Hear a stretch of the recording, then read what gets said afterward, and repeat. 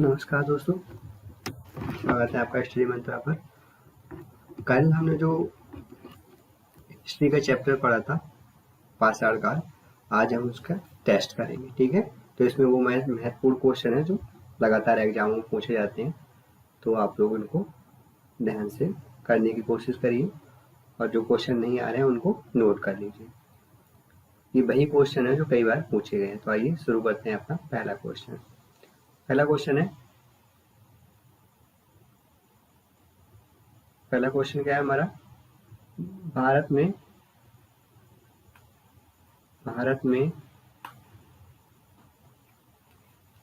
में चावल के प्राचीनतम साक्ष्य कहाँ से प्राप्त हुए? भारत में चावल के प्राचीनतम साक्ष्य कहाँ से प्राप्त हुए, बताइए। भारत में कहाँ से प्राप्त हुए प्राचीनतम साक्ष्य, बताइए। कहाँ से प्राप्त हुए? जल्दी जल्दी बताइए, कल मैंने आपको बताया था। तो कहाँ से प्राप्त हुए? कोल्डवा से। चावल के साक्ष्य कहाँ से प्राप्त हुए हमारे? कोल्डवा से। कहाँ से? कोल्डवा। ठीक है, क्लियर। चलिए बढ़ते हैं अपने अगले क्वेश्चन की ओर। आदि मानव ने सर्वप्रथम किस पशु को पालतू पशु बनाया? आदि मानव ने सर्वप्रथम किस पशु को पालतू पशु बनाया था? तो किसको बनाया था, बताइए जल्दी जल्दी। इसका आंसर क्या होगा? किसको बनाया था? कुत्ता को। किसको बनाया था? कुत्ता। अच्छा, कुत्ता दफनाए जाने के कहाँ पर साक्ष्य मिले? कहाँ पर मिले? बुरजूम। कहाँ पर? बुरजूम में। ठीक है, कुत्ता दफनाए जाने के साक्ष्य पूछा जाएगा तो बुरजूम। और सबसे पहले किस पशु को पाला गया? तो सबसे पहले किसको पाला गया? कुत्ते को पाला गया। हमारा अगला क्वेश्चन है, ये नंबर काट दिए, कोई दिक्कत नहीं। क्वेश्चन नंबर 3 है हमारा। जिस काल में कोई लिखित विवरण उपलब्ध नहीं हो कहा जाता है, उसको क्या कहा जाता है? कल मैंने आपको क्या बताया था? तो देखिए, जिस काल में कोई लिखित विवरण हो उसको क्या कहा जाता है? प्रागैतिहासिक काल। यानी कि वह काल जिसमें कोई लिखित विवरण ना मिले उसको हम क्या कहते हैं? प्रागैतिहासिक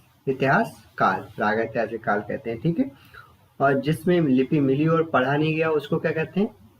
उसको कहते हैं आद्य ऐतिहासिक काल। बहुत ही महत्वपूर्ण क्वेश्चन है ये। और ऐतिहासिक काल किसको कहते हैं? वह काल जिसमें लिपि मिली होती है और उसको क्या होता है? पढ़ा भी गया होता है। यानी कि जिसको पढ़ा भी गया हो और वो, ठीक है, और मिली भी हो। लेकिन आद्य इतिहास काल में क्या है, यहाँ पे लिपि मिली तो है लेकिन अभी तक उसको कोई पढ़ने में सफल नहीं हो पाया। ठीक है, क्लियर हुआ आपका? तो इसका आंसर राइट कौन सा हो जाएगा हमारा? कौन सा राइट आंसर हो जाएगा हमारा? प्रागैतिहासिक काल। ये हमारा इसका राइट आंसर, यानी कि जिसमें कोई लिपि नहीं मिली उसको क्या कहते हैं? प्रागैतिहासिक काल कहते हैं। ठीक है, क्लियर तीनों कॉन्सेप्ट में। प्रागैतिहासिक काल जिसमें कोई लिपि ना मिली हो, आद्य काल जिसमें मिली हो उसको पढ़ा नहीं गया हो, इतिहास काल जिसमें मिला हो और पढ़ा भी गया हो। चलिए बढ़ते हैं अपने अगले क्वेश्चन की ओर। मानव ने आग का प्रयोग कब सीखा या कब प्रारंभ किया? मानव ने आग का उपयोग कब प्रारंभ किया? तो इसका हमारा राइट आंसर कौन सा होगा, बताइए। अच्छा, आग मिली कब थी, यानी आग की खोज कब हो गई थी? कब हुई थी आग की खोज, बताइए जल्दी जल्दी। पूरा पाषाण काल में। कब हुई थी? पूरा पाषाण काल में आग की खोज हो गई थी। लेकिन इसका उपयोग कब सीखा मानव ने? क्या होगा हमारा इसका आंसर? नवपाषाण काल। क्या आंसर होगा इसका? नवपाषाण काल। यानी कि इस समय आग का उपयोग सीख लिया था मनुष्य ने। कब? नवपाषाण काल में आके। अच्छा, किस काल के मानव को महामानव की संज्ञा दी गई है? तो नवपाषाण काल। ठीक है, इसी काल के मानव को महामानव की संज्ञा दी गई है। और इसी समय मानव ने किसका उपयोग सीखा? पहिए का उपयोग सीखा था। ठीक है, तो आग का उपयोग इनके जीवन में क्रांतिकारी लेके आया। ठीक, अब देखिए, विश्व प्रसिद्ध भीमबेटका गुफा कहाँ स्थित है, बताइए। कहाँ स्थित है? मोस्ट इम्पोर्टेंट क्वेश्चन, आए दिन परीक्षा में पूछे जाने वाला क्वेश्चन। 2020 में पीसीएस में ये क्वेश्चन आया था। पीजीटी, टीजीटी सभी में बहुत ही महत्वपूर्ण है। अगर आप परीक्षा देने जाएंगे तो 90% चांस रहते हैं कि भीमबेटका से घुमा फिरा के कोई ना कोई क्वेश्चन जरूर आपका बनेगा। अच्छा, ये है किस काल का? एक भीमबेटका में क्या मिली थी? चित्रकारियाँ। किस लिए बहुत ज़्यादा फेमस है? चित्रकारियों के लिए।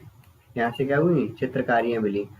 और ये कब का एरिया का है? कब का ये बताइए? पूरा पाषाण काल। पूरा पाषाण काल। क्लियर हुआ? कब का ये? पूरा पाषाण काल का। इसको प्रसिद्ध है भीमबेटका गुफा चित्रकार। अच्छा, ये कहाँ पर है? रायसेन। कहाँ पर मिली? रायसेन में। ठीक है, रायसेन कहाँ पड़ता है? एमपी में। विंध्याचल पर्वत श्रेणी का हिस्सा है। विंध्याचल पर्वत श्रेणी का ये हिस्सा है। यहाँ पर दोस्तों बहुत सारी चित्रकारियां हैं, पर्यटक बहुत ज्यादा इसको पसंद करते हैं। ठीक है, क्लियर हुआ? क्लियर। चलिए बढ़े हम लोग अपने अगले क्वेश्चन की ओर बढ़े। बताइए। चलिए, निम्नलिखित में से किस स्थान से कृषि के प्राचीनतम साक्ष्य प्राप्त हुए? जल्दी जल्दी बताइए, कमेंट करिए। अच्छा चलिए, आप लोग कमेंट करिए, अगर आपको पता है जल्दी से कमेंट करिए। कमेंट करिए, अच्छा जल्दी जल्दी कमेंट करिए। बताइए इसका आंसर क्या है? सबसे पहले कृषि के साक्ष्य कहाँ पे मिले? तो हमारा इसका राइट आंसर क्या होगा? बताइए, चार में से कौन सा राइट काल होगा? बताइए राइट आंसर कौन सा होगा हमारा? इसका हमारा राइट आंसर होगा मेहरगढ़। और यहाँ पर किसके साक्ष्य मिले सबसे पहले? जौ। और कब कृषि मानव ने करना कब सीखा? नव पाषाण काल में। कब सीखा? नव पाषाण काल। ठीक है, और क्या हुआ है सबसे पहले? जौ, जिसके साक्ष्य कहाँ से मिले हैं? मेहरगढ़ से मिले। क्लियर। और जबकि हमारे चावल के साक्ष्य कहाँ से मिले हैं? बताइए, चावल के साक्ष्य कहाँ से मिले? कोल्डिवा से। कहाँ से मिले चावल के साक्ष्य? कोल्डिवा से। क्लियर। चलिए आगे बढ़ते हैं। ये क्वेश्चन फिर से भैया आगे रिपीटेड, कोई दिक्कत नहीं, फिर से कर लेते हैं। किस काल के इतिहास को निरक्षों को इतिहास कहा जाता है? तो मैंने बता दिया आपको किस काल के काल को कहा जाता है? प्रागैतिहासिक काल के। क्लियर। चलिए आगे क्या बढ़ते हैं। भीमबेटका गुफाओं की खोज किसने की? मोस्ट इम्पोर्टेंट, इस साल के पीसीएस 20 में क्वेश्चन आया था। आईएएस में भी 5 बार लगभग ये क्वेश्चन आया है। नेट जेआरएफ में भी अक्सर ये पूछा जाता है। पीजीटी के लिए बहुत महत्वपूर्ण है ये। जो लोग पीजीटी इस बार परीक्षा देना चाह रहे हैं उनके लिए ये बहुत ही महत्वपूर्ण है। ठीक है, ठीक है। तो आप लोग जल्दी जल्दी इसका आंसर बताइए। कौन कौन बताइए इसका आंसर? जल्दी जल्दी बताइए। इसका आंसर होगा बीएस बाड़कर। ठीक है, बीएस बाड़कर ने इसकी खोज की थी। ठीक है, भीमबेटका गुफा की कहाँ पर स्थित है? एक बार फिर से बताइए। एमपी में। मैंने इसको कल बहुत अच्छे से कराया है। अगर आपने वीडियो नहीं देखी तो आप जाके इसकी वीडियो देख लीजिए। पाषाण काल को मैंने बहुत अच्छे से समझाया, वहां से कोई भी क्वेश्चन आपका मिस नहीं हुआ, आप सारे क्वेश्चन को कर देंगे उसे पढ़ के। मानव खाद्य पदार्थों का उत्पादक एवं उपभोक्ता कब बना? इंपोर्टेंट क्वेश्चन है। कब बना बताइए? तो कब बना? अच्छा, सबसे पहले हमने पाषाण काल को कितने भागों में कल विभाजित किया था? पाषाण काल को हमने 3 भागों में विभाजित किया था। एक क्या था? पूरा पाषाण काल। एक क्या था? पूरा पाषाण काल। दूसरा क्या था? मध्य पाषाण काल। दूसरा क्या था? मध्य पाषाण काल। तीसरा क्या था? नव पाषाण काल। हमने पाषाण काल को कल कितने भागों में विभाजित किया था? 3 भागों में। तो देखिए, जो पूरा पाषाण काल था, पूरा पाषाण काल मानव किस पे डिपेंड था? किस पे डिपेंड था? वो उत्पादक था, कोई पदार्थों को उत्पादन करता था? नहीं। क्या था? संग्राहक था, यानी कि वो सिर्फ खाता था और उपज कोई भी नहीं करता था। और खाता क्या था? मांस, फल वगैरह। मध्य पाषाण काल में भी क्या वो था? मध्य पाषाण काल में वो कुछ उगाता था, किसी के कोई साक्ष्य नहीं मिले थे, यानी नहीं। यहाँ पर भी क्या करता था? वो खाद्य संग्राहक था, यानी कि सिर्फ वो खाता था, उगाता कुछ भी नहीं था। ठीक है, मांस को खाता था, जानवरों को मार मार के खाता था, फल वगैरह खाता था, लेकिन वो उगाता कुछ नहीं था। लेकिन नवपाषाण काल से उसने क्या किया? कृषि को उगाना शुरू किया। यानी हमारा इसका राइट आंसर क्या होगा? नवपाषाण। उत्पादक का मतलब समझ रहे हो कि हम जब किसी चीज का उत्पादन भी करने लगे, यानी उगाने लगे या फिर उसको पैदावार करने लगे, तो नवपाषाण काल का मानव क्या करना लगा? पैदावार करने लगा। तो आपका राइट आंसर जो होगा वो नवपाषाण काल होगा। क्लियर। चलिए बढ़ूंगा अपने अगले क्वेश्चन की ओर बढ़े। बताइए समझ में आया ये? अगर किसी की नहीं समझ में आया तो कमेंट कर दीजिए, मैं उसको कमेंट में समझा दूंगा, ठीक है। अब हमारा इसका लास्ट क्वेश्चन है, इतिहास के जनक कौन है? इतिहास के जनक है, तो इतिहास के जनक कौन है बताइए। हिजेटिए हैं या अरस्तु हैं या हेरोडोटस हैं या हेकेटियस हैं? तो इसका राइट आंसर कौन सा होगा, जल्दी जल्दी बताइए। इसका राइट आंसर होगा हेरोडोटस। और हेकेटियस किसके जनक है? तो भूगोल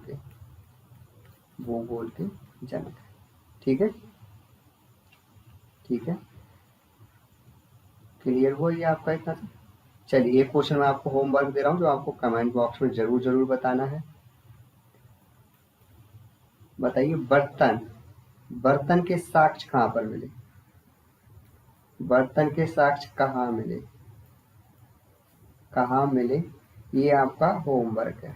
और मुझे पूरी उम्मीद है जो लोग ये वीडियो देखेंगे वो जरूर इसका आंसर कमेंट बॉक्स में देंगे। तो देखिए दोस्तों, आप पढ़ते रहिए, वैकेंसी बहुत जल्दी आने वाली हैं।